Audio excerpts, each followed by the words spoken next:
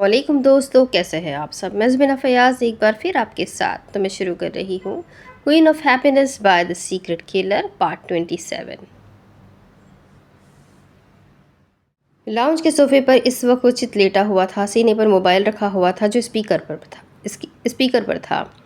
दूसरी जानिब हदीका बेगम संजीदगी से कुछ कह रही थी और वो खामोशी से सुन रहा था। सर्दियाँ गुजरने के बाद बाहर का मौसम उरूज पर था, पर इसका पाकिस्तान जाने का भी दिल नहीं कर रहा था। उसे आर्मी से भी चंद माह का रिलैक्सेशन मिला हुआ था, क्योंकि वो जनरल आसिम से अपनी सेहत के बारे में डिस्कस कर चुका था। बाहर का मौसम कोरिया में इतना हसीन होता कि उसे इंजॉय ना करना कुफरान नेमत होता, लेकिन उसकी तबीयत इस वक्त हर शय से उचाट थी कि वो चेरी ब्लॉसम के काबिल दीद नज़ारों तक को नहीं देखना चाहता था। पेट की तकलीफ बढ़ी और वो बेइख्तियार उठकर बैठ गया।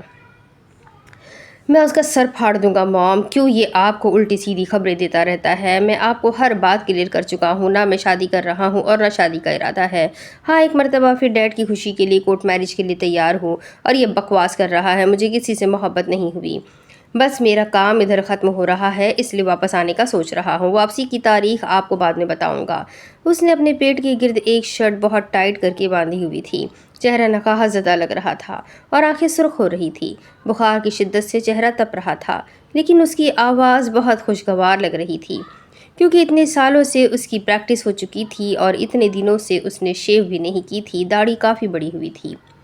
तुम कब से अपनी माँ से बातें छुपाने लगे हो आयान? अगर नूरुल फजर पसंद है तो बताते बेटा, हम उसके घर जाकर बात करते।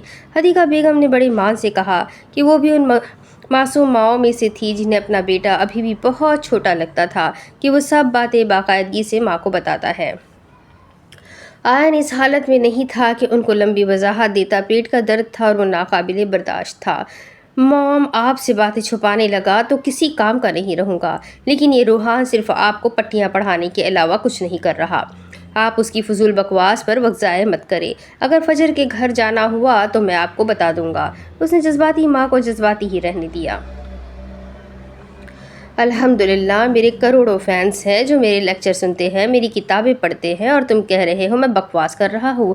अल्लाह अकबर, ये सब सुनने से पहले मुझे नींद क्यों नहीं आ गई। वो दूसरी जानिब भी फ़ोन यकीनन स्पीकर पर था कि रूहान की ड्रामाई आवाज़ सुनाई दी थी। वो बड़ी मुश्किल से मुस्कुराया। चुप कर जाओ रूहान, हर वक्त बोलते रहते हो। रूहान ने खुफगी से माँ को देखा। तुम क्या कर रहे हो आयान? वो उससे पूछने लगी। मुझे भी नूरुल फज्र पसंद आई है। उसे शिद्दत से आंखें मींची, फ़ोन हाथ में पकड़ा और छोटे छोटे कदम उठाता किचन में आ गया। वो नूरुल फज्र को कभी अपनी वजह से गुफ्तगू का मौजू नहीं बनाना चाहता था। मैं किमची खाने लगा हूँ मॉम, कसम से बहुत लजीज लग रही है। उसका लहजा हनूज खुशगवार था। उसने फ्रिज के साथ लगे फ़िल्टर से गर्म पानी गिलास में डाला और आयरन से टेक लगाए खड़ा रहा। किमची बनाने की हिम्मत कहाँ थी। मुझे भी पसंद है मॉम, लेकिन शादी नहीं करूँगा। खबरदार, अब की मर्तबा कोई चूचरा की लड़की मेरी पसंद की होगी। और ठीक है, कोई भी रख ले, क्या पुरानी मुलाज़िमा भाग गई?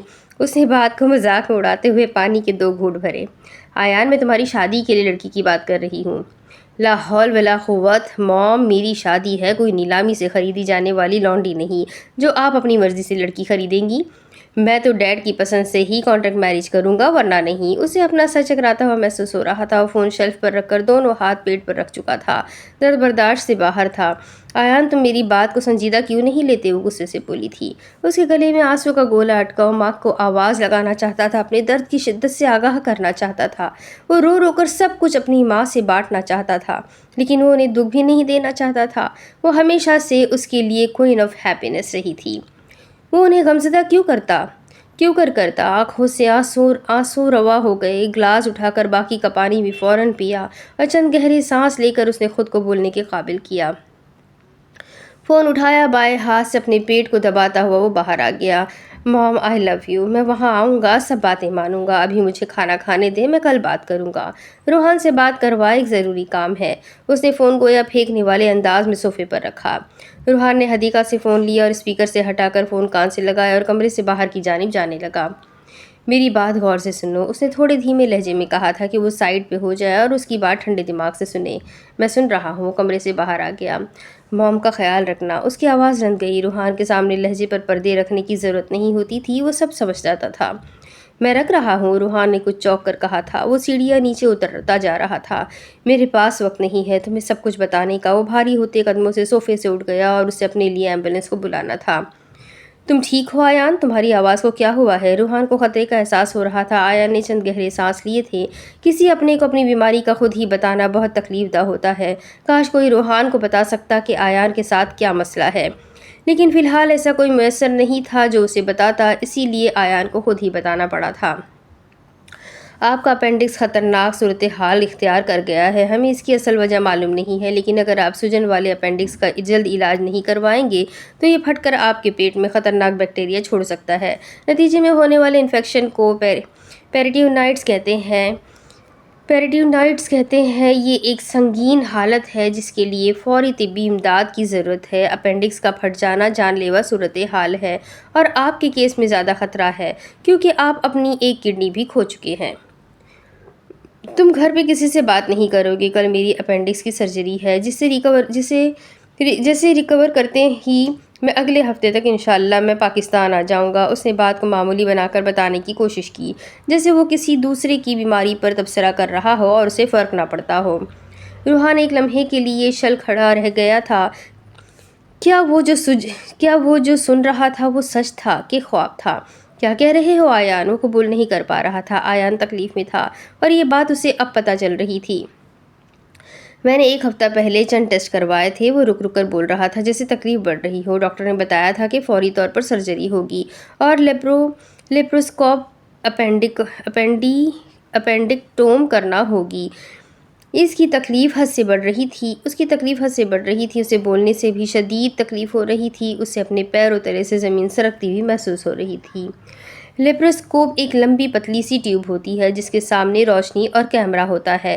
کیمرہ اسکرین پر تصاویر دکھاتا ہے جس سے ڈاکٹر کو پیٹ کے اندر دیکھنے اور آلات کی رہنمائی کرنے میں مدد ملتی ہے۔ کچھ کریٹیکل کیسز میں یہ کرنا بہتر رہتا ہے۔ نہ جانے کیوں اس سے لگ رہا تھا کہ وہ آخری مرتبہ کسی سے بات کر رہا ہے، کیونکہ اسے اب زندگی میں کوئی منزل نظر نہیں آ رہی تھی۔ وہ مزید بولنے کی کوشش کر رہا تھا لیکن نہیں بول پا رہا تھا۔ روحان، میں تمہیں کچھ بتانا چاہتا ہوں۔ وہ گہرے سانس لے رہا تھا کیونکہ سانس لینے میں دشواری ہو رہی تھی۔ جنگنگ کا نمبر بولو، روحان تقریباً چلایا۔ اس کے تو جیسے حواس سلب ہو گئے تھے، لیکن اسے عقل مندی سے کام لینا تھا۔ وہ یہ بات جانتا تھا آیان ہمیشہ اپنی پریشانیاں گھر والوں سے چھپاتا ہے، لیکن اب اسے شدت سے احساس ہوا تھا کہ آیان کو اس کے حال پر نہیں چھوڑنا چاہیے تھا۔ وہ کچھ قیمتی کھونے کا گمان نہیں کر سکتا تھا، اور پھر وہ انسان ہو اور سب سے بڑھ کر آیان سکندر ہو۔ نو نیور، وہ ایسے انسان کو کبھی نہیں کھو سکتا، کم از کم اپنی زندگی میں تو کبھی نہیں۔ 95% کیسز میں لوگ بچ جاتے ہیں، پر اگر میں مرتا ہوں یا بچ جاتا ہوں۔ خاموش رہو آیان، کوئی بکواس نہیں کرنی، میں تمہارا منہ توڑ دوں گا۔ وہ بے اختیار چلا اٹھا۔ تمہارا کچھ نہیں ہو سکتا روحان، میں نے تمہیں چیخنے سے منع کیا تھا، تم میری بات کبھی نہیں سنتے۔ مشکل سے بولتے ہوئے اس نے فون صوفے پر پھینک دیا۔ آیان، وہ چلایا۔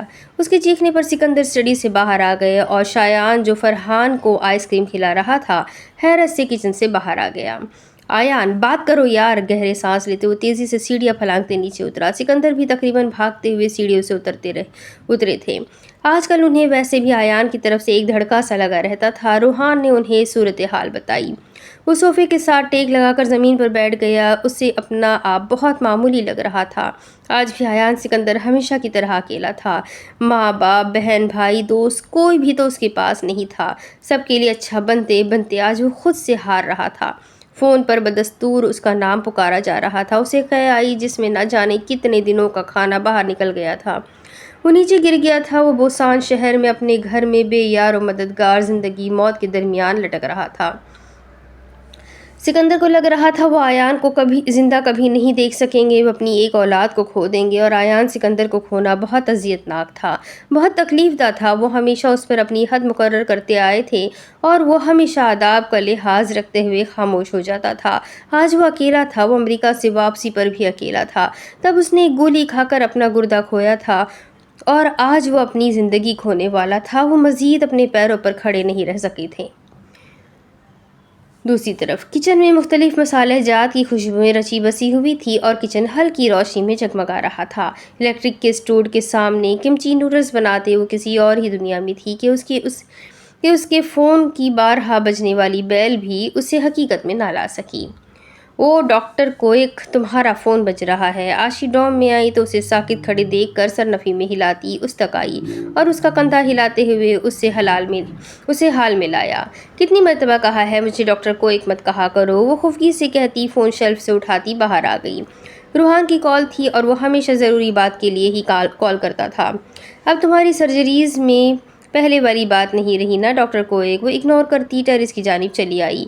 हेलो नूर, मुझे आयान के दोस्त जिंगिंग का नंबर दो। आयान ठीक नहीं है। वो बहुत घबराया हुआ लग रहा था। क्या हुआ आयान को? उसके चेहरे का रंग उड़ गया था। उसकी कल किसी अपेंडिक्स की सर्जरी होना थी, लेकिन अभी वो ठीक नहीं है। जिंगिंग को उसके पास जाने का कहो और मुझे उसका नंबर जल्दी भेजो। नूर कोई हरकत नहीं कर सकी थी। नूर अल फज्र, तुम मुझे सुन रही हो? जल्दी करो। रूहान की गोया फटी हुई आवाज़ स्पीकर पर उभरी थी। मैं जिंगिंग से कहती हूँ। उसने फ़ोन बंद किया और अंदर आई। आशी, आयान ठीक नहीं है। जिंगिंग को कॉल करो प्लीज़। आशी को कहकर वो एम्बुलेंस को निकाल करने लगी। आशी भी आधी अधूरी बात समझकर अपने फ़ोन की जानिब लपकी कि आयान वाकई ठीक नहीं था।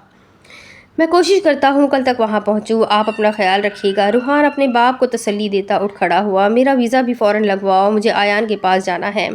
डैड, इतनी जल्दी सब मुमकिन नहीं होगा, शायान ने भी कहा। पैसा सब मुमकिन बना देता है। हदीका और मेरी सीट भी बुक करवाओ, वो अटल अंदाज में बोले। भाई आप ये सब देख लीजिएगा, मुझे अभी जाना है, शायान से कहकर वो अपने फ़ोन पर नंबर डायल करता बाहर की जानिब भागा। गाड़ी में बैठकर उसने जिंगिंग से बात की थी जो आयान को अस्पताल लेकर जा रहा था। उसने चंद मिनट बात करने के बाद उसने दोबारा नूर को कॉल की। आयान कैसा है? उसने छूटते ही पूछा, लेकिन नूर अल फज्र तो सेउल में थी, उसे कैसे पता हो सकता था? नूर, ज़िंदगी में पहली मर्तबा तुमसे मदद मांग रहा हूँ, मुझे इनकार मत करना। मैं जानता हूँ तुम आयान से नफरत करती हो, लेकिन मैं उसका भाई हूँ, प्लीज़ मेरी मदद करो। मैं तुम्हारे अलावा वहाँ किसी पर भरोसा नहीं कर सकता। मेरे वहाँ आने तक आयान का ख्याल रखो। बुसान चली जाओ प्लीज़। जिंगिन और मार्क उसके पास है। रूहान नूर की आवाज़ में फिक्रमंदी थी, लेकिन वो जाहिर नहीं कर सकती थी। मैं उन दोनों को नहीं जानता, मैं तुम्हें जानता हूँ। तुम डॉक्टर हो, मुझे आयान के लिए सिर्फ तुम पर भरोसा है। प्लीज़ एक आखिरी मर्तबा बुसान चली जाओ। उसने कर्ब से आंखें बंद करके खोली। तुम्हें कुछ देर तक बताती हूँ। फ़ोन बंद कर दिया गया और उसे यकीन सा था कि वो बुसान चली जाएगी, लेकिन पुख्ता यकीन नहीं था, क्योंकि वो आयान की ज़बानी नूर अल फज्र का उसकी पहली शादी पर देने वाला रिएक्शन के बारे में जान चुका था। दूसरी तरफ तुम मेरी ज़िंदगी के वो तल्ख हकीकत बन गए हो आयान, जिसको मैं चाहकर भी नहीं भूल पाऊंगी। आंखों से बार बार आंसू रवा हो जाते थे। उसने अपना वापस जाना खुद ही मुश्किल बना दिया था। टैक्सी में उसके साथ आशी भी मौजूद थी। उसके हाथ पर आशी ने अपना हाथ रखकर उसे दिलासा दिया, लेकिन वो खुद का क्या करती? अपने ज़मीर को क्या वजाहत देती कि क्यों वापस जा रही है? जिसे छोड़ दिया जाए उसे पलट कर देखना गुनाह होता है, और वो वापस वही गुनाह करने जा रही थी। वो सिर्फ रूहान के कहने पर और इंसानियत के नाते जा रही है। हाँ, ऐसा ही है, लेकिन जहाँ मोहब्बत हो वहाँ ये अल्फाज छोटे नहीं लगने लगते। पर अब मोहब्बत भी कहाँ रही थी उनके दरमियान। आशी उसे कुछ हो गया तो वो आहिस्तगी से पूछते उसके बचने की कोई वैलिडेशन चाहती थी। वो ऐसे तो नहीं जाएगा नूर, हौसला बुलंद रखो। आशी भी सख्त परेशान थी। उसे कुछ हुआ तो मैं खुद को माफ़ नहीं कर पाऊंगी। अल्लाह से अच्छी उम्मीद रखो नूर, उसे कुछ नहीं होगा। उसे सारा रास्ता समझाती आई थी और अब भी वही कर रही थी। जिंगिंग ने बता दिया था कि आयान की सर्जरी चल रही है, तब से वो दुआएं पढ़ती रोए चली जा रही थी। वो दोनों तकरीबन रात के 3 बजे अस्पताल पहुंची थी। मार्क भी उन्हें रिसेप्शन के पास मिल गया था और उन दोनों को लेकर अंदर गया था। वो आर्मी ऑफिसर था, इसीलिए उसे सिक्योरिटी के अंडर रखा गया था। पाकिस्तान एम्बेसी और आर्मी तक को खबर पहुंचा दी गई थी। इस वक्त वहाँ खाकी यूनिफॉर्म वाले कई सिपाही नजर आ रहे थे। मार्क वहीं रुकने का कहकर कोई कॉल सुनने बाहर गया। नूर उन दोनों सोल्जर्स को नज़रअंदाज करती तेज़ी से आगे बढ़ गई थी, क्योंकि उसे जिंगिंग से मिलना था। वो उसे रोकने लगे कि आशी ने ना जाने उन्हें क्या बताकर रोका, तो वो खामोशी से उसे जाने दे गए। उसे सब कुछ जानना था। जिंगिंग से ऑपरेशन थिएटर के बाहर मिल गया था। गनन ओते, वो कैसा है? वो तेज़ी से चलती उसके सामने जा खड़ी हुई। वो जो सर झुकाए गहरी सोच में डूबा हुआ था, आवाज़ पर सर उठाकर उसे देखा। सर पर सियाह हिजाब लिए, सुर्ख कुर्ता ट्राउज़र में खुद को बड़ी सी चादर में लपेटे परेशान लग रही थी। कमजिन उसकी बात पर जख्मी सा मुस्कुराया था। उस कोरियन सोल्जर्स का चेहरा सुर्ख और रोया रोया सा था। वो देख सकता था उसकी आंखें भी रोने की वजह से सुर्ख हो चुकी थी। घन चानियों, फिक्र मत करो, वो ठीक हो जाएगा। नूर ने चौंक कर उसे गौर से देखा। वो संजीदा था, उसका अंदाज भी सर्द था। ڈاکٹرز کیا کہتے ہیں؟ اس نے محتاط سے انداز میں پوچھا۔ ڈاکٹر نے کہا ہے اس کی جان کو خطرہ ہے، ابھی تک ان کی طرف سے کوئی پازیٹیو رسپانس نہیں ملا۔ بتاتے ہوئے جنگنگ کی آنکھیں بھر آئی تھی اور نور جہاں کھڑی تھی وہیں سن ہو گئی۔ شوق ہی شوق تھا، وہ موت کے منہ میں تھا۔ وہ دیوار کا سہارا لے کر بمشکل کھڑی ہوئی تھی۔ وہ رپورٹ جسے وہ اپنے غصے اور نفرت کی بدولت نظر انداز کر گئی تھی، اوہ خدایا وہ اس قدر سیریس تھا۔ تمہیں سب پتا تھا، تم نے مجھ سے یہ کیوں چھپایا؟ وہ سکتے میں تھی۔ مجھے کچھ بھی نہیں پتا تھا نور، اس کے لیے دعا کرو وہ ٹھیک ہو جائے۔ وہ اتنا برا نہیں تھا جتنا تم اسے سمجھتی رہی ہو۔ اسے کچھ ہوا تو ہم سب خود کو معاف نہیں کر پائیں گے۔ وہ ہمیشہ ہنسنے والا کورین اس قدر سنجیدہ تھا کہ وہ مزید کچھ سنے بنا وہاں سے واپس ہو لی۔ جنگنگ کی باتوں سے وہ شرمندہ ہو گئی تھی۔ آیان ایسے کیسے جا سکتا ہے؟ اپینڈکس جان لیوا تو نہیں ہوتا؟ پھر آیان سرجری کی حالت میں کیسے پہنچ گیا؟ وہ کوریڈور میں چلتی جا رہی تھی۔ اس کا ذہن معاف ہو رہا تھا۔ وہ ایک کڈنی کا سروائیول تھا، پر تھا تو آیان سکندر نہ، اسے زندہ رہنا ہوگا۔ کتنے ہی لوگ اسے زندہ دیکھنا چاہتے تھے، وہ اکیلا کتنے لوگوں کی ہمت تھا؟ اسے ٹھیک ہونا پڑے گا۔ وہ ڈاکٹر تھی، ڈاکٹری زبان بخوبی سمجھتی تھی، اور جو اس کے ہاتھ میں تھامی رپورٹ کہہ رہی تھی اس کے مطابق آیان سکندر ایک کڈنی کا سروائیول تھا۔ کبھی اس نگر تجھے دیکھنا، کبھی اس نگر تجھے ڈھونڈنا، کبھی رات بھر تجھے سوچنا، کبھی رات بھر تجھے ڈھونڈنا۔ مجھے جا بجا تیری جستجو، تجھے ڈھونڈتا ہوں میں کو بکو۔ کہاں کھل سکا تیرے روبرو، میرا اس قدر تجھے ڈھونڈنا۔ میرا خواب تھا کہ خیال تھا، وہ عروج تھا کہ زوال تھا۔ کبھی عرش پر تجھے دیکھنا، کبھی فرش پر تجھے ڈھونڈنا۔ یہاں ہر کسی سے ہی بیر ہے، تیرا شہر قریہ انیر ہے۔ یہاں سہل بھی تو نہیں کہیں تو نہیں کوئی، میرے بے خبر تجھے ڈھونڈنا۔ تیری یاد آئی تو رو دیا، جو تو مل گیا تجھے کھو دیا۔ میرے سلسلے بھی عجیب ہیں، تجھے چھوڑ کر تجھے ڈھونڈنا۔ یہ میری غزل کا کمال ہے کہ تیری نظر کا جمال ہے، تجھے شیر شیر میں سوچنا، سر بام ورد تجھے ڈھونڈنا۔ فجر کی نماز ادا کرنے کے بعد وہ واپس آپریشن تھیٹر کے باہر پہنچی تھی۔ نرس باہر سے اندر جا رہی تھی۔ نور نے اسے روک کر صورتحال کا پوچھا۔ پیشنٹ ایک کڈنی پر سروائیو کر رہے ہیں، لیپروسکوپ اپینڈیکٹوم مشکل ہو رہا ہے۔ کہنا مشکل ہے لیکن پیشنٹ کے بچنے کے 10% چانس ہے، کیونکہ اپینڈکس پھٹنے سے زہر کافی پھیل گیا ہے۔ نرس کہہ کر چلی گئی تھی اور وہ کتنی ہی دیر وہاں شل کھڑی رہ گئی تھی۔ شکر ہے اس وقت وہاں جنگنگ نہیں تھا اور وہ آسانی سے رو سکتی تھی۔ اس نے فون بینچ پر رکھا اور بیک سے ٹیک لگا کر آنکھیں موند لیں۔ ہم کبھی دوست نہیں تھے فجر، ہم آج بھی اسی وقت دوست بنے ہیں، لیکن میں اپنے خیالات میں کافی آگے نکل گیا تھا۔ کوشش کروں گا کہ ہم صرف اچھے دوست ہی رہے۔ اس نے بے چینی سے آنکھیں کھولی۔ رونے سے تو وہ ٹھیک نہیں ہوگا۔ آیان سکندر کو دوسرا موقع کوئی بھی نہیں دیتا فجر۔ وہ بینچ پر آگے کو ہو کر بیٹھ گئی۔ اس نے تو آیان کو ایک موقع بھی نہیں دیا تھا۔ اسے ایک دم فضا میں آکسیجن کی کمی کا احساس ہونے لگا۔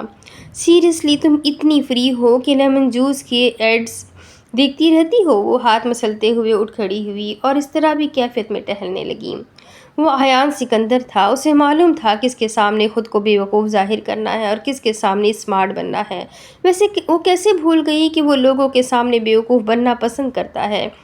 اسے آیان کی بات نہ سننے پر سخت پشیمانی ہونے لگی تھی۔ وہ بھی تو باقی سب جیسی نکلی تھی۔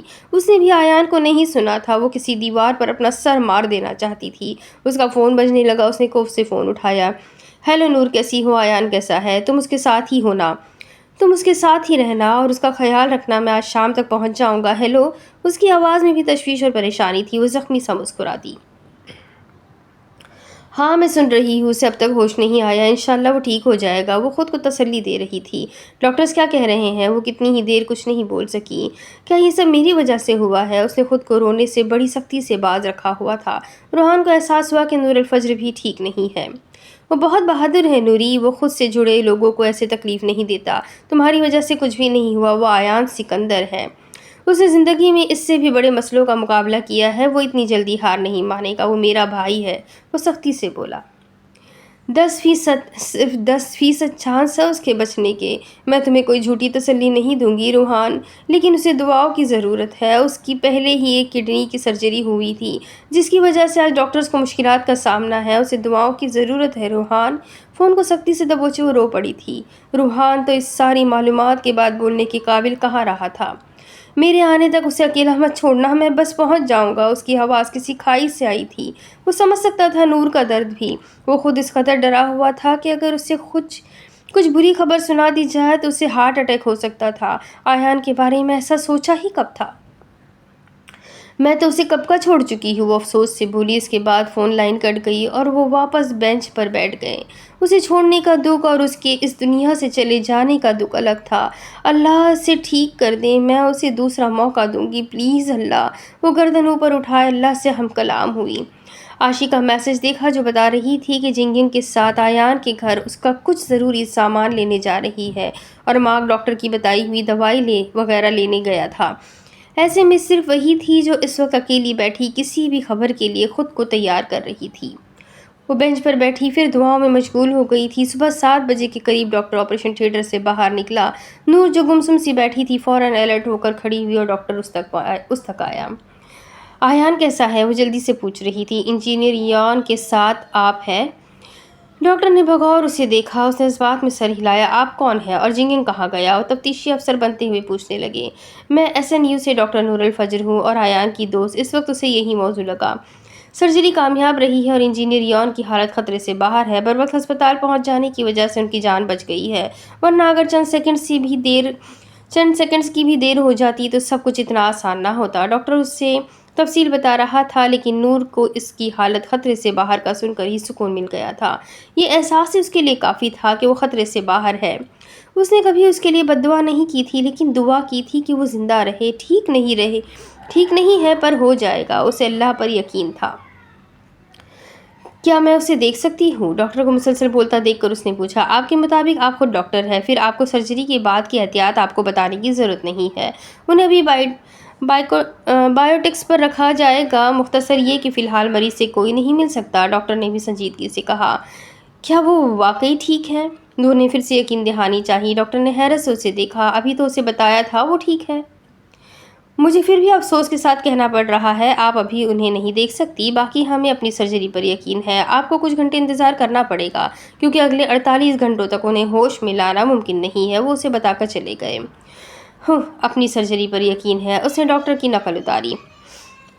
ہمیں اپنے اللہ پر یقین ہے۔ وہ سر جھٹک کر گہرا سانس لے کر بینچ پر بیٹھ گئی جیسے کندھے پر سے بوجھ اترا ہو۔ پچھلے 12 گھنٹے اس کی زندگی کے کٹھن لمحوں میں سے تھے جن میں وہ صرف اس شخص کی زندگی کے لیے دعا کرتی رہی تھی جس سے محبت ہو گئی تھی۔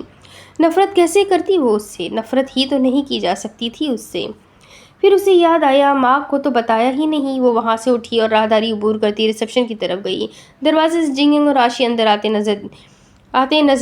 نظر آئے تو وہ فوراً ان کی طرف بھاگی۔ عاشی ڈاکٹر باہر آئے تھے۔ سرجری کامیاب رہی، انہوں نے کہا۔ آیان کی حالت خطرے سے باہر ہے۔ کیا کہہ رہی ہو نور؟ مجھے اردو نہیں آتی، جنگن اچنبے سے اسے دیکھتے ہوئے پوچھ رہا تھا۔ شکر الحمدللہ، عاشی نے اسے گلے لگاتے ہوئے کہا۔ موئیو، جنگن اب تجسس سے پوچھ رہا تھا۔ عاشی نے اسے آیان کی سرجری کا بتایا۔ دباغ زبردست۔ وہ سامان اور ان دونوں کو پکڑا کر آپریشن تھیٹر کی طرف بھاگا۔ وہ دونوں بھی اسی طرف چلی گئی۔ آیان کی زندگی ضروری تھی، وہ سب مانتے تھے، اسی لیے اسے زندہ رہنا ہی پڑا تھا۔ آج تاریخ 2 مئی تھی۔ ہاسپٹل کے تیسرے فلور پر کافی کا کپ تھامے وہ شیشے سے باہر دیکھ رہی تھی جہاں سے بوسان برج روشنیوں میں گھرا ہوا نظر آتا تھا۔ شاید 5 دنوں سے یہی اس کا پسندیدہ مشغلہ تھا۔ 5 دن گزر گئے تھے آیان کی سرجری کو لیکن وہ نہ سیول واپس جاتی تھی اور نہ اس سے ملنے کمرے میں، نہ جانے نہ درمیان حائل تھی یا ناراضگی۔ بہرحال جو بھی تھا، نور الفجر میں اتنی ہمت نہ تھی کہ وہ آیان کا سامنا کر سکے۔ تو یاد رکھ یا نہ رکھ، تو یاد ہے یہ یاد رکھ۔ آواز پر وہ افسردگی سے پلٹی۔ کیسا ہے وہ؟ اس نے سنجیدگی سے پوچھا۔ کون؟ دوسری جانب سے بڑی بے نیازی سے پوچھا گیا تھا۔ آیان کا پوچھ رہی ہوں؟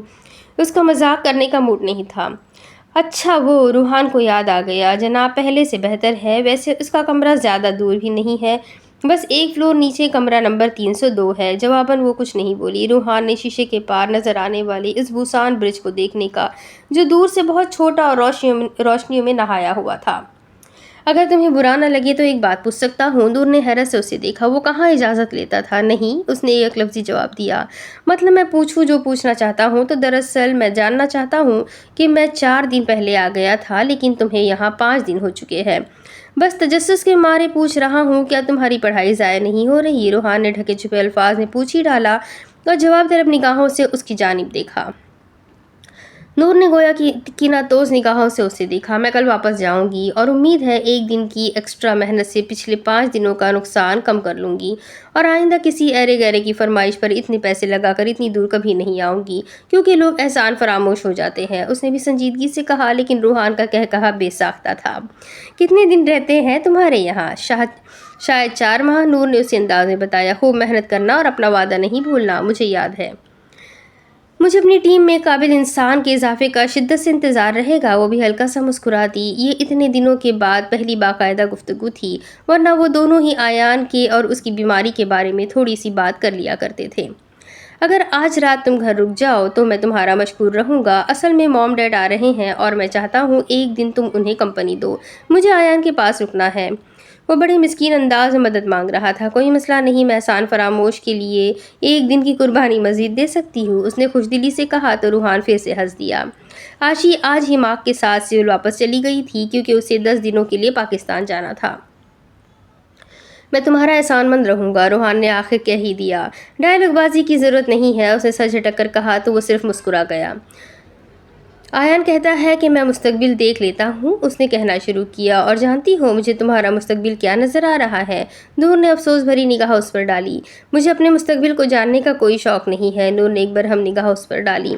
सुन लो डॉक्टर, फिर कभी बैठ कर मुझे याद करना, तुम्हारा एक पागल सा देवर हुआ करता था। उसकी बात पर नूर ने हैरत से पूरी आंखें खोली। नहीं नहीं, गुस्सा मत हो, मैं तो बस फ़र्ज़ कर रहा था, उसने दोनों हाथ उठाकर मदाफ़ियाना अंदाज में कहा कि मुस्तकबिल करीब में तुम्हें अपनी भाभी नज़र आ रही हूँ।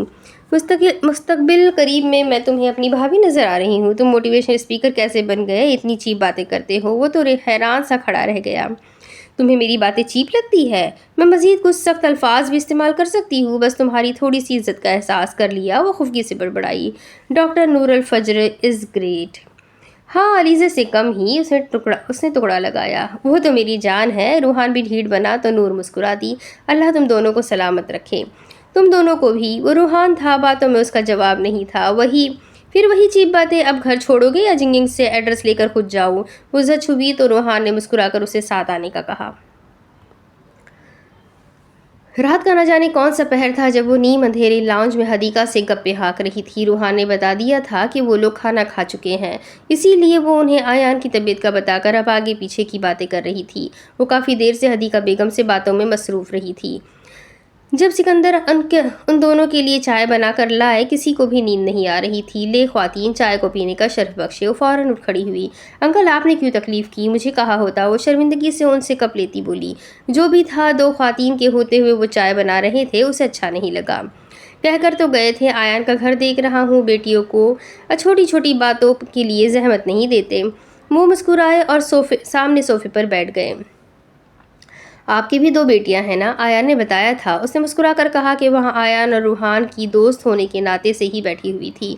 अब हर बात को उन दोनों से जोड़ना ज़रूरी था, वरना किसी ज़माने में एनी ने रूहान की फैमिली पर गहरी नज़र डालते हुए उसे बताया था कि उसकी 2 बहनें हैं। कब से जानती हो बेटा आयान को? सिकंदर चाय की चुस्की लेते नरमी से पूछ रहे थे। उसे इस सवाल की तौका नहीं थी, फिर भी जवाब तो देना था। आखिर उनके बेटे के घर में बैठी हुई थी। अंकल, एक मरतबा पासपोर्ट ऑफिस में मिले थे, वहाँ पता चला वो भी साउथ कोरिया आ रहा है, तो उससे हेल्प ली थी और फिर यहाँ आकर थोड़ी सी जान पहचान हो गई थी। आखिर को अपने मुल्क के लोग ही परदेश में काम आते हैं। उसने किसी ज़माने की मुलाकात का तज़किरा किया कि तब से जानती है आयान को। गैर मुतमईन शुदा जवाब देकर वो खामोश हो गई। ऐसी सूरत हाल के लिए तो कभी खुद को तैयार ही नहीं किया था। सिकंदर और हदीका के दरमियान खामोश नज़रों का तबादला हुआ, जो नूर ने नहीं देखा। नूर को घर लाने का मकसद सिर्फ उसकी अपने वालिदैन से मुलाकात करवाने का था और रूहान अपने मकसद को पूरा कर चुका था। वो हदीका बेगम को पहले ही नूर के बारे में बता चुका था। نور بیٹا، میں آیان کے لیے لڑکی تلاش کر رہی ہوں، مجھے دلی خوشی ہوگی اگر میں آپ کے والدین سے بات کروں۔ حدیقہ بیگم نے بات شروع کی اور تبھی نور کو چائے کا ذائقہ بدمزہ لگنے لگا۔ اس کے گلے میں آنسوؤں کا گولا اٹکا۔ وہ سب ہی ایسا کیوں چاہتے تھے کہ آیان نے اسے کسی سے نظریں ملانے کے قابل چھوڑا تھا؟ آنٹی، میں انگیجڈ ہوں۔ اس نے جھوٹ کا سہارا لیا۔ اگر آیان اس پر الزام لگاتے ہوئے اسے منگنی شدہ قرار دے سکتا ہے تو وہ بھی ایسا کرے گی۔ اور چند ماہ بعد یہاں سے جاتے ہی میری شادی ہے، آپ لوگ ضرور آئیے گا۔ وہ ایک پل میں ان کا مان توڑ چکی تھی، اسے احساس تھا، لیکن وہ کچھ نہیں کر سکتی تھی۔ اللہ میری بیٹی کے نصیب اچھے کرے۔ حدیقہ بیگم کو شوق میں دیکھ کر سکندر نے فوراً نور سے کہا تو وہ پھیکا سا مسکرائی۔ آنٹی، آیان کو کوئی بھی لڑکی کھلے دل سے قبول کر لے گی، وہ نہایت قابل انسان ہے۔ وہ ان کا دل توڑ کر جوڑنے کی کوشش کر رہی تھی، وہ ان کی ہمت باندھ کر رکھنا چاہتی تھی۔ حدیقہ اسے کیسے بتاتی کہ کوئی بھی لڑکی وہ نہیں ہو سکتی جس سے ان کا بیٹا محبت کرتا ہے۔ وہ اپنے بیٹے کی پسند کو ہی اپنے گھر لانا چاہتی تھی، لیکن ان کا بیٹا ایک منگنی شدہ لڑکی کے پیچھے پاگل ہے، اس کا اندازہ انہیں ابھی ہوا تھا۔ وہ بے دلی سے چائے ختم کرتی رہی۔ ان لوگوں کو سونے کے لیے آیان کا کمرہ دکھا کر وہ پھر سے لاؤنج میں آ کر بیٹھ گئی تھی۔ تکلیف ہی تکلیف تھی، وہ کیا کرتی؟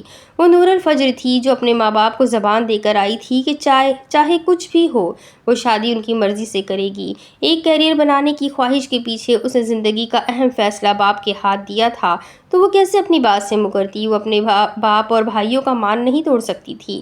اس کے باوجود اگر ان کو شہریار کے بارے میں پتہ چل جائے تو وہ نور الفجر کی اس سے شادی نہیں کروائیں گے، پر وہ آیان کا نام بھی بیچ میں خراب نہیں کر سکتی تھی۔ ایک مرتبہ عمیر نے کہا تھا کہ اپنی ہر خواہش کو بابا کے پیچھے چھوڑ دینا اور بابا کو تکلیف نہ دینا۔ وہ چھوڑ دے گی۔ وہ مضبوط ہونے کی کوشش کر رہی تھی، بلکہ وہ مضبوط بن گئی تھی۔ وہ اپنے بابا کے لیے آیان کو چھوڑ سکتی تھی۔ اس میں اتنی طاقت تھی کہ وہ دو عزیز لوگوں میں سے ایک کا انتخاب کرے، اور وہ انتخاب اس کا باپ تھا۔ دل کا کیا وہ اسے بہلا دیں گی، لیکن اپنے باپ کے مان کو نہیں ٹوٹنے دیں گی۔ وہ اٹھی اور وضو کر کے آئی تاکہ فجر کی نماز ادا کر سکے، لیکن فجر میں ابھی وقت تھا، سو اس نے ارد گرد نظریں دوڑائی، شاید کوئی قرآن پاک مل جائے۔ تو وہ کچن کی جانب آئی، جس کے ساتھ ایک گول سی شیلف بنی ہوئی تھی جہاں مختلف کتابیں رکھی ہوئی تھی۔ وہ شیلف نیلے رنگ کا بہت خوبصورت لگ رہا تھا۔ شاید آیان کو نیلے اور سفید رنگ سے کوئی خاص انسیت تھی۔ سب سے اوپر والے خانے میں اسے نیلے رنگ کے غلاف میں لپٹی ہوئی کتاب ملی، اور وہ دیکھے بغیر بھی بتا سکتی تھی کہ قرآن پاک ہی ہے۔ وہ اتنے ادب سے صرف قرآن پاک رکھا جاتا ہے۔ اسے بے تحاشا خوشی ہوئی تھی۔ وہ ان ریکس تک آئی اور غلاف میں لپیٹا ہوا قرآن پاک اٹھا کر واپس لاؤنج میں آ گئی۔ بے شک تمہارے رب کی نظر سے کچھ غائب نہیں۔ انسان کا یہ حال ہے، جب بھی اس کا رب اس کو آزماتا ہے اور انعام و اکرام سے نوازتا ہے تو وہ کہتا ہے کہ میرے رب نے بہت عزت بخشی ہے، اور جب وہ اس کو آزماتا ہے، اس کی روزی تنگ کر دیتا ہے تو وہ کہنے لگتا ہے کہ میرے رب نے میری اہانت کی۔ ایسا ہرگز نہیں، بلکہ تم لوگ یتیموں کی عزت نہیں کرتے اور مسکینوں کو کھانا کھلانے کی ایک دوسرے کو ترغیب نہیں دیتے، اور کھا جاتے ہو میراث کا سارا مال سمیٹ کر، اور مال کو جی بھر کر عزیز رکھتے ہو۔ یقیناً جس وقت زمین کوٹ کوٹ کر برابر کر دی جائے گی اور تمہارا رب آئے گا اور فرشتے بھی صف در صف آئیں گے، اور جس دن جہنم بھی لائی جائے گی، اس دن انسان کو سمجھ آئے گی، مگر آج اس کے سمجھنے کا فائدہ کہاں؟ وہ کہے گا کہ کاش میں اپنی اس زندگی کے لیے پیشگی سامان کیا ہوتا۔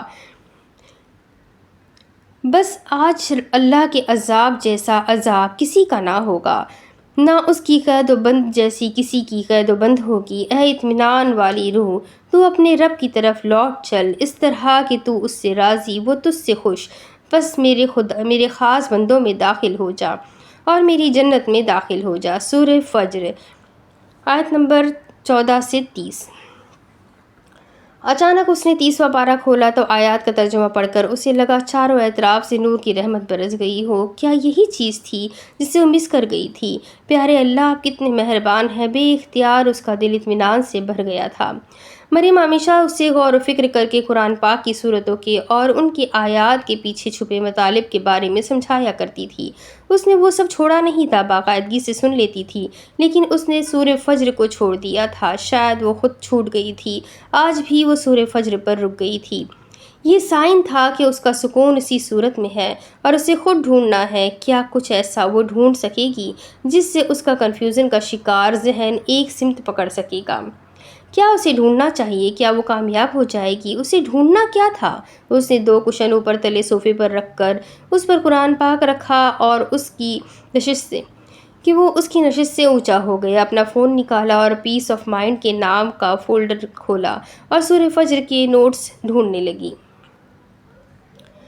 مریم، تم تو جانتی ہو میں کتنی لیزی ہوں، بہت معذرت۔ اسے اپنی مطلوبہ فائل ملی اور اس نے خود سے ہی معذرت کر لی۔ ہم نے قوم سمود اور عاد کے بارے میں پڑھا تھا اور پھر ان کے بارے میں بھی پڑھا جو زمین پر فساد پھیلاتے ہیں، اور ہمیں لگتا ہے یہ فساد صرف کافر یا مشرک پھیلاتے ہیں، حالانکہ آج کل بہت سے مسلمان اس میں پیش رہنے لگے ہیں۔ اللہ کی نظر سے کچھ غائب نہیں ہے، یعنی ہمارا اللہ ایسے لوگوں کی گھات لگائے بیٹھا ہے۔ گھات جانتی ہو کیا ہوتی ہے؟ یہاں ایک استعارے کے طور پر استعمال کیا گیا ہے۔ گھات اس جگہ کو کہتے ہیں جہاں کوئی شخص کسی کے انتظار میں اس غرض کے لیے چھپا بیٹھا ہو کہ جب وہ ضد پر آئے اسی وقت اس پر حملہ کر دے، یعنی وہ جس کے انتظار میں بیٹھا ہوتا ہے اسے کچھ پتہ نہیں ہوتا کہ اس کی خبر لینے کے لیے کون کہاں چھپا ہوا ہے۔ انجام سے غافل، بے فکری کے ساتھ وہ اس مقام سے گزرتا ہے اور اچانک حملے کا شکار ہو جاتا ہے۔ یہی صورتحال اللہ تعالیٰ کے مقابلے میں ان ظالموں کی ہے جو دنیا میں فساد کا طوفان برپا کرتے ہیں اور انہیں اس کا کوئی احساس نہیں ہوتا کہ خدا بھی کوئی ذات ہے جو ان کی حرکات کو دیکھ رہا ہے۔ وہ پوری بے خوفی کے ساتھ روز بروز زیادہ سے زیادہ گناہ کرتے چلے جاتے ہیں، یہاں تک کہ جب وہ حد آ جاتی ہے جس سے آگے اللہ تعالیٰ انہیں بڑھنے نہیں دینا چاہتا، اسی وقت ان پر اچانک اس کے عذاب کا کوڑا برس جاتا ہے۔ اس نے ریکارڈنگ روک کر قرآن پاک کی وہ آیت غور سے دیکھی جس کے معنی مریم سمجھا رہی تھی۔ نزول کے اعتبار سے سورہ فجر قرآن پاک کی 10ویں سورت ہے۔ اس سورت میں بھی اللہ تعالیٰ ہمیں بہت سی باتوں کے بارے میں سمجھا رہے ہیں، یعنی ہمیں انسان کی 2 حالتوں کے بارے میں بتایا ہے۔ جب اسے اللہ انعام و اکرام سے نوازتا ہے تو بڑا خوش اور سرکش ہو جاتا ہے، شکر بھی ادا کرتا ہے، لیکن انسان کا جو نظریہ حیات ہے وہ مادہ پرستانہ ہے۔ اس دنیا کے مال و دولت اور جاہ و اقتدار کو وہ سب کچھ سمجھتا ہے۔ کوئی اچھی چیز ملے تو بھول جاتا ہے اور کہتا ہے کہ اللہ نے مجھے عزت دار بنا دیا، اور کوئی خاص شے نہ ملے تو کہتا ہے کہ خدا نے مجھے ذلیل کر دیا، گویا عزت اور ذلت کا معیار اس کے نزدیک مال و دولت کا ملنا یا نہ ملنا ہے۔ حالانکہ اصل حقیقت جسے وہ نہیں سمجھتا یہ ہے کہ اللہ نے جس کو دنیا میں جو کچھ بھی دیا ہے آزمائش کے لیے دیا ہے۔ دولت اور طاقت دی ہے تو امتحان کے لیے دی ہے۔ وہ انسان کو ٹیسٹ کرتا ہے کہ وہ کوئی خاص شے پا کر شکر گزار بنتا ہے یا ناشکری کرتا ہے۔ مفلس اور تنگ حال بنایا ہے تو اس میں بھی اس کا امتحان ہے کہ صبر اور قناعت کے ساتھ راضی رہتا ہے کہ نہیں، جائز حدود کے اندر رہتے ہوئے اپنی مشکلات کا مقابلہ کرتا ہے یا اخلاق و دیانت کی ہر حد کو کراس کرنے پر آمادہ ہو جاتا ہے۔ گزشتہ قوموں کا ذکر کرنے اور انسانی فطرت بتانے کے بعد اللہ نے ہمیں چوائس دی ہے، لیکن ہم جب خوش ہوتے ہیں تو اللہ کو بھلا دیتے ہیں اور جب ہم غم میں ہوتے ہیں تو شکایت کرتے ہیں۔ جانتی ہو یہ سب کیوں ہوتا ہے؟ کیونکہ ہمارا ایمان کمزور ہے، ہم اپنے اصل سے دور ہوتے جا رہے ہیں، ہم خود کو ہی سب کچھ سمجھتے ہیں، اور ان آیات میں بھی ان بھٹکے ہوئے لوگوں کے بارے میں بتایا جا رہا ہے جو یتیم کے ساتھ اچھا سلوک نہیں کرتے اور مسکین کو کھانا نہیں کھلاتے۔ حالانکہ اللہ کا رزق اتنا کم تو نہیں ہے کہ اگر کسی غریب کو کھانا کھلا دیا جائے تو انسان کے اپنے رزق میں کمی واقع ہو جاتی ہے۔ ہم میں سے بہت سے لوگ یتیموں، ضرورت مندوں اور مسکینوں کے لیے کچھ نہیں بہت کچھ کرنا چاہتے ہیں، لیکن ان کوششوں پر ایسے ٹھٹے لگائے جاتے ہیں کہ وہ بیچارے خاموش ہو جاتے ہیں اور اپنی خواہشیں دبا دیتے ہیں۔ لیکن میں کہتی ہوں چھوٹی چھوٹی نیکیاں کر لینی چاہیے، اس سے ہمیں کنسسٹنٹ میں ہونے میں مدد ملتی ہے اور اللہ انسان کو اس کا اجر دیتا ہے۔ پھر ہم ہی میں کچھ لوگ ایسے ہوتے ہیں جنہیں اللہ تعالیٰ یتیم کی پرورش کرنے جیسی بڑی ذمہ داری دیتے ہیں، لیکن پھر وہی بات درمیان میں مال کا لالچ آ جاتا ہے۔ لوگ یتیموں کا حق مارتے ہیں اور انہیں وراثت میں حصہ نہیں دیتے۔ عرب میں عورتوں اور بچوں کو تو میراث سے ویسے ہی محروم رکھا جاتا تھا، اور لوگوں کا نظریہ یہ تھا کہ میراث کا حق صرف ان مردوں کو پہنچتا ہے جو لڑنے اور کنبے کی حفاظت کرنے کے قابل ہو۔ اس کے علاوہ مرنے والے کے وارثوں میں جو زیادہ طاقتور اور با اثر ہوتا تھا وہ بلا تعمیل ساری میراث سمیٹ لیتا تھا اور ان سب لوگوں کا حصہ مار کھاتا تھا جو اپنا حصہ حاصل کرنے کا بل بوتا نہ رکھتے ہو۔ ان کی نظر میں حق اور فرض کی کوئی اہمیت نہیں تھی کہ ایمانداری کے ساتھ اپنا فرض سمجھ کر حقدار کو اس کا حق دے، خواہ وہ اسے حاصل کرنے کی طاقت رکھتا ہو یا نہ رکھتا ہو۔ کیا وہ عربوں کی جاہلیت والا زمانہ واپس نہیں آ گیا؟ ہمارے ملک کی ہی مثال لے لو، وہاں اتنے زیادہ اور ایج اور شیلٹر ہومز بن گئے ہیں کہ ہم چاہ کر بھی وہاں پر بچوں کو خوشی نہیں دے سکتے۔ کسی کے ماں باپ وفات پا جائے تو بچوں کو یتیم خانے چھوڑا جاتا ہے، لیکن ایسے ماں باپ کا کیا جو خود اپنے بچوں کو وہاں چھوڑ کر چلے جاتے ہیں اور کچھ بیچارے رشتہ داروں کے ہتھے چڑھ کر مظلومیت کی زندگی گزارتے ہیں۔ ہم کیوں اسلام اور قرآن کی تعلیمات کو بھول جاتے ہیں نور؟ صرف سخت مجبوری ہی کیوں ہمیں قرآن اور دینی علماء کی قریب کرتی ہے۔ اس نے ریکارڈنگ بند کر دی، وہ مزید نہیں سن سکتی تھی۔ پتہ ہے اللہ تعالیٰ، میں چاہتی ہوں کہ دنیا میں کوئی بچہ یتیم نہ ہو، سب کے پاس ان کے والدین ہمیشہ رہے جو انہیں معاشرے کی سرد گرم سے بچائے، لیکن یہ دنیا کا دستور ہے کہ سب نے مرنا ہے۔ کبھی کبھی میں بہت زیادہ بور ہو جاتی ہوں۔ اللہ پاک جیسے یہ سب فضول ہے، کچھ معنی نہیں رکھتا، پلیز میرے اللہ سب کے والدین کو سلامت رکھے۔ وہ اوپر کی جانب دیکھتی کہتی ہوئی بڑی سنجیدہ تھی۔ گہرا سانس لے کر اس نے گھڑی پر نگاہ ڈالی جہاں صبح کے 4 بج رہے تھے۔ وہ قرآن پاک کو اسی نیلے غلاف میں واپس لپیٹ کر چومتے ہوئے اٹھ کھڑی ہوئی اور جا کر اسے واپس شیلف پر سجا دیا۔ کچن میں آئی اور اس نے چائے کے لیے دودھ فریج سے نکالا۔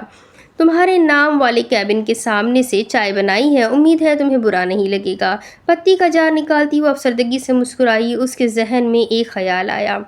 اس نے کتابوں کے شیلف پر رائٹنگ پیڈ بھی دیکھا تھا، سو اسی کا صفحہ کھول کر اس نے چند الفاظ گھسیٹے۔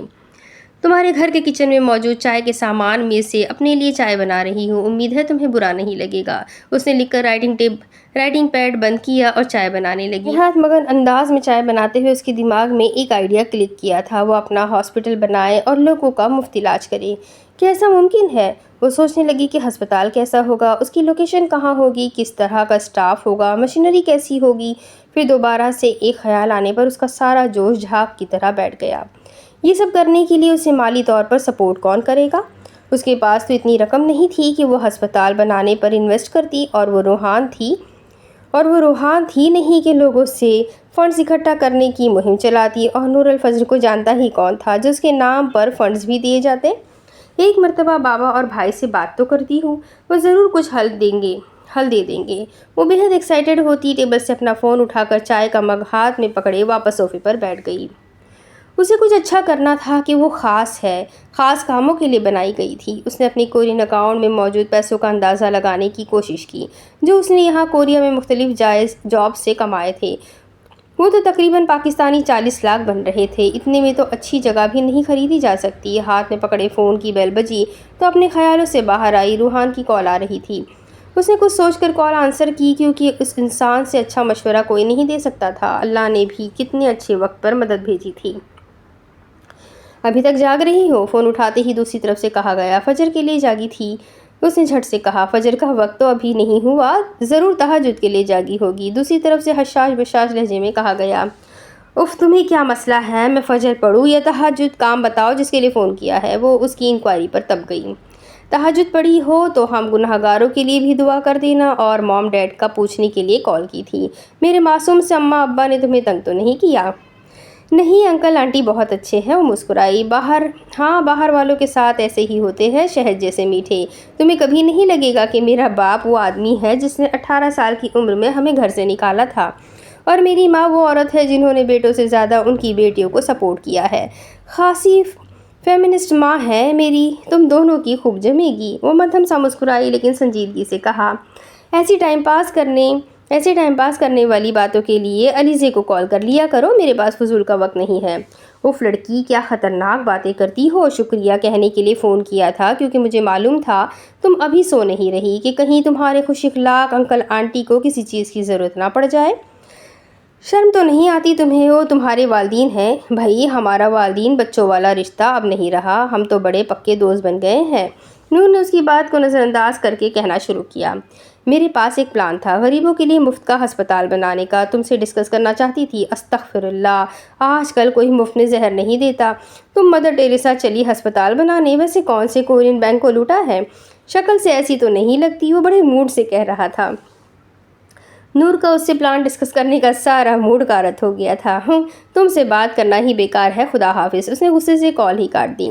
تمہارا پلان میرے کسی کام کا نہیں ہے جب تک تم ڈی او پی کی ممبر نہیں بن جاتی۔ میں انتظار کروں گا۔ اسے روحان کا میسج ملا تھا۔ وہ بے اختیار مسکرا دی۔ اسے کسی ایسے کام میں انویسٹ کرنا چاہیے شاید آخرت میں کام آ جائے۔ ایک آخری بات مانو گی؟ روحان کا میسج پھر آیا۔ نہیں، ریکویسٹ ہے نور، اسپیک اپ۔ اس نے سنجیدگی سے ٹائپ کیا۔ جانے سے پہلے ایک مرتبہ ایان سے مل جا۔ اس کی ریکویسٹ پر وہ دم بخود رہ گئی۔ اسے ایسی بات کی توقع نہیں تھی۔ وہ کافی دیر فون پکڑے اسی طرح بیٹھی رہی۔ وہ کیوں اس سے ملنے جائے؟ میرا مطلب، میں تمہیں فورس نہیں کر رہا۔ تم لوگوں نے یہاں کافی وقت گزارا ہے۔ تم لوگوں کی اچھی دوستی تھی، اچھی بات چیت تھی۔ ایک لاسٹ ٹائم اسے گڈ بائی کہنے سے کیا جاتا ہے؟ وعدہ کرتا ہوں پھر تمہیں تنگ نہیں کرے گا۔ روحان نے وضاحتی ریکارڈنگ بھیج کر اسے سمجھایا۔ اس نے پھر کوئی جواب نہیں دیا۔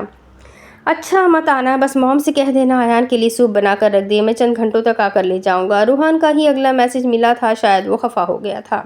میں بنا کر لے آؤں گی۔ اس نے جواب لکھ کر فون رکھ دیا۔ کچھ دیر یوں ہی سر ہاتھوں میں تھامے بیٹھے رہنے کے بعد اس نے اقبال عالم کے نمبر پر ایان کے بارے میں میسج لکھا کہ اس کی سرجری ہوئی ہے، وہ عیادت کے لیے اسے کال کر دے۔ فجر کی اذان ہونے لگی تو وہ اٹھ کر لاؤنج میں ٹہلتے ہوئے اذان کا جواب دینے لگی۔ زندگی کبھی کبھی اتنی تیز رفتاری سے چلتی کہ اسے روکنے کے لیے کسی خاص اسپیڈ بریکر کی ضرورت پڑنے لگتی ہے۔ آج آسمان کو کالے بادلوں نے اپنا بسیرا بنایا ہوا تھا اور موسم معمولی سا ٹھنڈا تھا۔ ایسے میں وہ مضطرب سی چلتی جا رہی تھی اور ایسا موسم اس کی سوگواریت میں اضافہ کر رہا تھا۔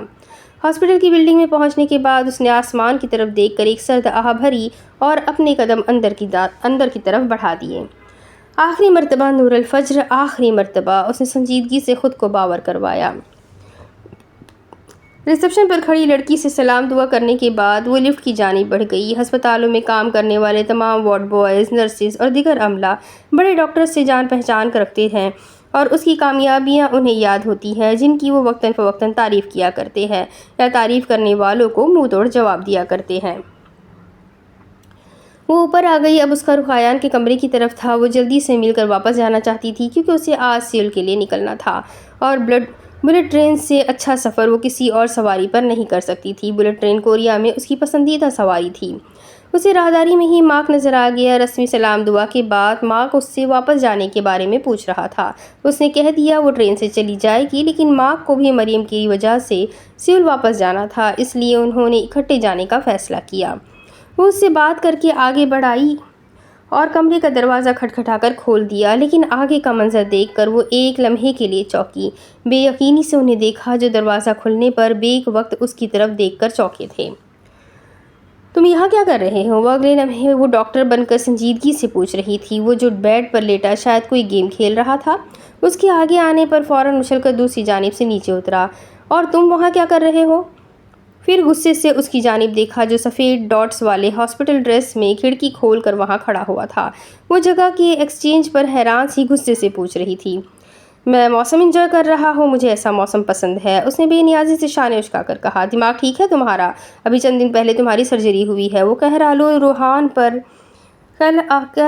آلود نگاہ روحان پر ڈال کر اس سے پوچھ رہی تھی۔ روحان نے مجھے بلیم مت کرو کے انداز میں باقاعدہ دونوں ہاتھ اٹھا لیے۔ میں ٹھیک ہوں اور ایسا موسم مجھے بے حد اپنا سا لگتا ہے، بڑا عزیز ہے مجھے ایسا موسم۔ روحان کا سہارا لے کر وہ واپس بستر کی جانب آتے ہوئے بولا کہ نور الفجر اچھی طرح سنائے بغیر نہیں جانے دے گی۔ جان سے زیادہ عزیز نہیں ہونا چاہیے موسم، اور ابھی تم پوری طرح سے ٹھیک نہیں ہوئے۔ وہ اس کی لاپرواہی پر ماتم کنا ہوئی تھی اور سنجیدگی سے کہتی ٹیبل کی طرف گئی اور جو سامان روحان نے منگوایا تھا سارا ٹیبل پر رکھا۔ بہرحال اللہ تمہیں جلد صحتیابی عطا کرے، میں چلتی ہوں، بس سی آف کرنے آئی تھی۔ وہ تکلفانہ انداز میں کھڑی بڑی مشکل سے بولی تھی۔ ڈونٹ ٹیل می فجر کہ تمہیں میری فکر تھی اور تم پچھلے چند دنوں سے بوسان میں ہی ہو۔ ایان نے اپنا خدشہ ظاہر کیا۔ روحان خاموشی سے ٹفن کھولنے لگا۔ نور نے ایک نظر اس کو دیکھا، پھر سنجیدگی سے بولی، میں اپنے تھیس کے لیے بوسان میں ایک ڈاکٹر کے پاس آئی تھی، تمہاری طبیعت خرابی کا پتہ چلا تو عیادت کے لیے یہاں چلی آئی۔ تمہیں برا لگا ہو تو کچھ کہہ نہیں سکتی۔ اس نے لاپرواہی سے جھوٹ بول دیا تو ایان نے دلچسپی سے اس لڑکی کو دیکھا جو آگے پیچھے دیکھتے ہوئے سنجیدہ سی تھی۔ اگر ان کے درمیان تکلف نہ آ گیا ہوتا تو وہ اب بھی کہہ دیتا کہ تم جھوٹ بھی صحیح سے نہیں بول سکتی فجر، لیکن کچھ حادثوں نے ان کی اچھی بات چیت کو ختم کر کے رکھ دیا تھا۔ اور اب وہ سب تم یقیناً یہ سب تم یقیناً سپر مارکیٹ سے لائی ہوگی۔ روحان برتن سیٹ کر رہا تھا تاکہ آیان کچھ کھا سکے۔ وہ بیڈ پر بیٹھا ہوا کہیں سے بیمار نہیں لگ رہا تھا، بالکل ویسے ہی جیسے پاکستانیوں کو پتہ چل جاتا ہے اگر کوئی بیماری میں ہنسے تو مزید بیمار نہیں ہے۔ اس وقت نور کو بھی ویسا لگا تھا۔ مجھے روحان نے تمہارے گھر سے سامان لانے کو کہا تھا، اس نے نہایت تیزی سے جواب دیا۔ آخر کو وہ سننا کیا چاہتا تھا؟ روحان اس سارے میں ایسا بن گیا جیسے وہاں موجود ہی نہیں ہے۔ بیٹھو نا نوری، ابھی تک کھڑی کیوں ہو؟ روحان آیان کو سوپ کا پیالہ پکڑا کر اس کی جانب مڑا اور حیرت سے بولا۔ نہیں، میں چلتی ہوں۔ اپنا فون اٹھاتے ہوئے ٹھہرا۔ تم لوگ بات کر لو، میں باہر انتظار کرتا ہوں۔ اس کی ضرورت نہیں ہے، وہ جلدی سے بولی۔ نور پلیز، وہ برا انسان نہیں ہے۔ روحان نے گویا منت کی تھی کہ آیان کی بات سن لو۔ اسے جانے دو روحان، سوپ پیتے آیان نے سنجیدگی سے کہا۔ ان دونوں کی نظریں ملی اور دونوں نے ہی اپنی نظریں پھیر لی۔ آئی ایم سوری آیان، شاید اس دن میں زیادہ ریئیکٹ کر گئی تھی۔ اس نے گہرا سانس لے کر کہہ دیا۔ اچھا ہے، ابھی معافی تلافی کر کے ساری بات ہی ختم کر دیں۔ مجھے بھی معاف کر دو، شاید مجھے وہ سب چھپانا نہیں چاہیے تھا۔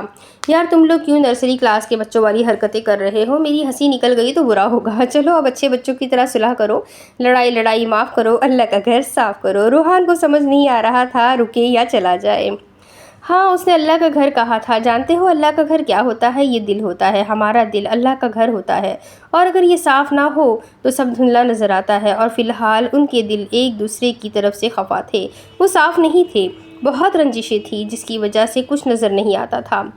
مجھے آیان سے کوئی شکایت نہیں ہے روحان، مجھے بس اپنے غلط رویے پر شرمندگی ہے، ورنہ آیان سے ناراض ہونے کی میرے پاس کوئی وجہ نہیں ہے۔ وہ اب ٹھہرے ہوئے سنجیدہ لہجے میں آیان کو دیکھتے ہوئے روحان سے کہہ رہی تھی۔ آیان نے ایبرو اچکا کر اسے دیکھا۔ ریئلی؟ وہ اسے نظر انداز کرتی روحان سے مزید کہہ رہی تھی، اور ویسے بھی میں اسٹڈی میں بزی ہوتی ہوں، اسی لیے آج آخری ملاقات کے لیے آ گئی۔ چند مہینوں بعد میں چلی جاؤں گی تو ملنے کا وقت نہیں ملے گا۔ وہ جانتی تھی اس کی جھوٹی وضاحت ان دونوں میں سے کسی کو مطمئن نہیں کر رہی تھی، لیکن وہ دونوں اسے امبیرس کرنے کے لیے اس کا جھوٹ پکڑ بھی نہیں سکتے تھے۔ تمہارا بڑا پن ہے، تم نے ابھی تک مجھے تھپڑ نہیں مارا، وہ اسی لاپرواہ سے انداز میں بولا۔ نور اس کو دیکھ کر رہ گئی۔ میں چلتی ہوں، لیٹ ہو رہی ہوں، خدا حافظ۔ 5 منٹ تو بیٹھو پلیز، میں کافی لے کر آتا ہوں۔ روحان جلدی سے کہتا باہر نکل گیا اور وہ چاہ نہ چاہ بیٹھ ہی گئی۔ سیول سے یہاں تک آنے کا شکریہ فجر، وہ اب پرسکون انداز میں کہہ رہا تھا۔ تمہیں مجھ سے اپنی پہلی شادی والا سچ نہیں چھپانا چاہیے تھا، وہ صوفے پر بیٹھ کر سیدھ میں دیکھتے ہوئے کہہ رہی تھی۔ وہ میرا ماضی تھا فجر، جو اپنی اہمیت کھو چکا تھا۔ مجھے کبھی خیال نہیں آیا کہ تم اس وجہ سے اتنی ہرٹ ہو سکتی ہو۔ سچ چھپانا میری مجبوری نہیں تھی، بس تلخ ماضی کو یاد کر کے خود کو تکلیف دینا برا لگتا تھا۔ میں نے کچھ چھپایا نہیں تھا، بلکہ تم نے کبھی پوچھا ہی نہیں تھا۔ میں بس حال میں خوش رہنے کی کوشش کرتا تھا، اور اسی لیے ہمیشہ خوش رہتا تھا۔ وہ بھی سامنے دروازے کو دیکھتے ہوئے بولا۔ کیا تم نے واقعی اسے مارا تھا؟ وہ اب آیان کو دیکھ رہی تھی کہ اگر وہ جھوٹ بولے تو اسے پکڑ سکے۔ وہ بھی چونکا، ایک نظر اسے دیکھا اور ہلکا سا مسکرایا۔ سب کو معلوم تو ہے، اس نے شانے اچکاتے ہوئے کہا، اور سب کو سچ معلوم نہیں ہے۔ میں سب پلان کے مطابق چاہتا تھا، پر میری سابقہ بیوی نے سارے معاہدے کو انفرنگ کیا اور ثابت کر دیا کہ آیان سکندر 1 نمبر کا گدھا ہے۔ پر نو آفینس، مجھے خوشی ہے وہ چلی گئی۔ مطلب اس نے تم پر جھوٹا الزام لگایا تھا؟ نور کو ایک انجانی سی خوشی ہوئی تھی۔ تم صرف بات کا چسکا لینے کو پوچھ رہی ہو یا واقعی میری وضاحت مانی رکھتی ہے؟ نور جو بڑے اشتیاق سے آگے ہو کر اس کے جواب کا انتظار کر رہی تھی، ضبط کرتی ہوئی پیچھے ہو کر بیٹھ گئی۔ وہ تو اسے ایک موقع دینا چاہ رہی تھی، لیکن خیر وہ بھی باقی لوگوں کی طرح اسے موقع نہیں دے گی، لیکن اللہ سے کہا تھا کہ وہ اسے موقع دے گی۔ میں صرف خود کو یقین دہانی کروا رہی تھی کہ ڈومیسٹک وائلنس کرنے والے انسان سے محبت کرنا حماقت کے سوا کچھ نہیں ہے۔ وہ چبا چبا کر بولی تو بھونچکا کر رہ گیا۔ کیا کہا تم نے؟ Domestic violence? اور میں؟ ہاں، تم الزام لگا رہی ہو ڈاکٹر، وہ خفگی سے بولا۔ بیوی کو مارنے والے کے خلاف ہمارے ملک میں قانون بھی ہے اور ڈومیسٹک وائلنس کے خلاف بل بھی موجود ہے، پر شاید تمہیں سکندر انکل کے اثر و رسوخ نے بچا لیا تھا۔ بہت اچھے۔ وہ اٹھ کھڑی ہوئی اور اپنا بیگ ٹیبل سے اٹھایا۔ دوبارہ شادی کرو اور ڈومیسٹک وائلنس کر کے بیوی کو طلاق دو اور سیاست کے نام کے پیچھے اپنا اصل چہرہ چھپاؤ۔ بہت مزہ آئے گا۔ واٹ اے اسٹوری آیان سکندر، آئی ریئلی امپریس۔ ایک کام کرو، ڈومیسٹک وائلنس کا بزنس کھول لو، بڑا پیسہ ملے گا۔ وہ اس کو زندہ درگور کرنے والی نظروں سے دیکھتے ہوئے کہہ رہی تھی۔ کیا تم نے ڈومیسٹک وائلنس لگا رکھی ہے؟ میں نے کوئی ڈومیسٹک وائلنس نہیں کی اور نہیں مارا تھا۔ میں نے اسے مس اقبال، مطلب جس کا بھی دل کرے گا اٹھ کر مجھ پر گھٹیا الزام لگا دے گا۔ لا حول ولا قوت۔ پتہ نہیں وہ کون سے لوگ ہوتے ہیں جو سامنے والے کی پوری بات تحمل سے سنتے ہیں۔ مجھے کبھی ایسے لوگ کیوں نہیں ملے۔ وہ اس کی بے اعتباری پر تقریباً چلا ہی اٹھا تھا۔ نور نے بڑی مشکل سے اپنی مسکراہٹ کنٹرول کی تھی۔ اتنی ہمت بھی نہیں ہے تم میں کہ خود پر لگے الزام کو جسٹیفائی کر سکو، وہ بڑی سادگی اور معصومیت سے کہہ رہی تھی۔ مجھے کسی کو اپنی سچائی کی جسٹیفیکیشن دینے کا بالکل شوق نہیں ہے، تم نے جو سمجھنا ہے سمجھتی رہو۔ وہ سچ مجھ میں جھنجھلا گیا تھا۔